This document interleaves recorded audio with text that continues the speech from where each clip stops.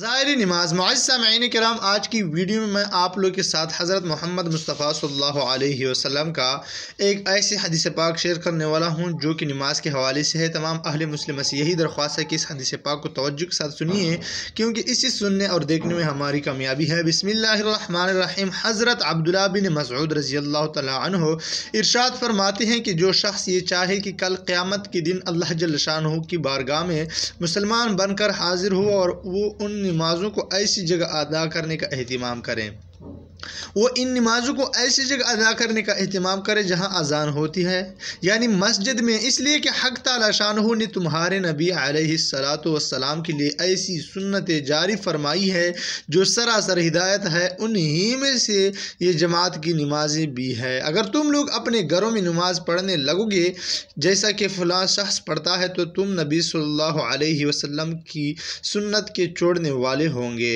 और ये समझ लो कि अगर नबी अकरम सल्लल्लाहु अलैहि वसल्लम की सुन्नत को छोड़ दोगे तो तुम गुमराह हो जाओगे। और जो शख्स अच्छी तरह वज़ू करे उसके बाद मस्जिद की तरफ जाए तो हर कदम पर एक एक नेकी लिखी जाएगी और एक एक दर्जा बुलंद होगा और एक एक ख़ता माफ़ होगी। और हम तो अपना ये हाल देखते थे कि जो शख्स कुल्ला मुनाफिक हो वो तो जमात से रह जाता, वरना हुज़ूर सल्लल्लाहु अलैहि वसल्लम के ज़माने में आम मुनाफिकों की भी जमात छोड़ने की हिम्मत न होती थी। या कोई सख्त बीमार और जो शख्स दो आदमियों के सहारे से घसीटता हुआ जा सकता था वो भी सफ़ में खड़ा कर दिया जाता था। फ़ायदे में शेख साहब लिखते हैं, सहाबा किराम रज़ियल्लाहु अन्हुम अजमईन के यहाँ जमात का इस कदर एहतमाम था, अगर बीमार भी किसी तरह जमात में जा सकता था तो भी जाकर शरीक हो जाता था,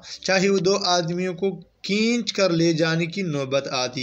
और ये एहतिमाम क्यों न होता जबकि उनके और हमारे आका नबी अकरम सल्लल्लाहु अलैहि वसल्लम को इसी तरह का एहतिमाम था। चुनांचे हज़रत अक़दस सल्लल्लाहु अलैहि वसल्लम के मरज़ुल वफ़ात में यही सूरत पेश आती कि मरज़ की शिद्दत की वजह से बार बार गशी होती थी और कई कई दफ़ा वज़ू का पानी तलब फरमाते थे।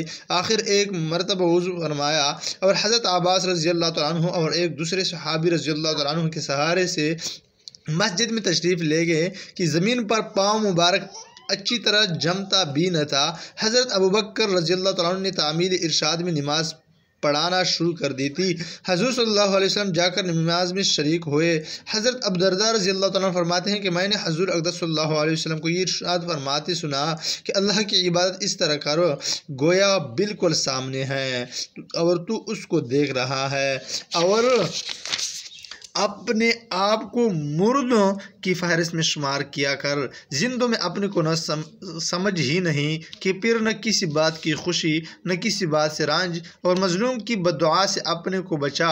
और जो इतनी भी ताकत रखता हो कि ज़मीन पर घसीट कर इशा और सुबह की जमात में शरीक हो सके तो दरेग न कर। एक हदीस में इरशाद है कि मुनाफिकों पर इशा और सुबह की नमाज बहुत भारी है। अगर उनको ये मालूम हो जाता कि जमात में कितना सवाब है तो ज़मीन पर घसीट कर जाते और जमात से उनको पढ़ते। वाखिर दावाना अनिल हम्दुलिल्लाहि रब्बिल आलमीन।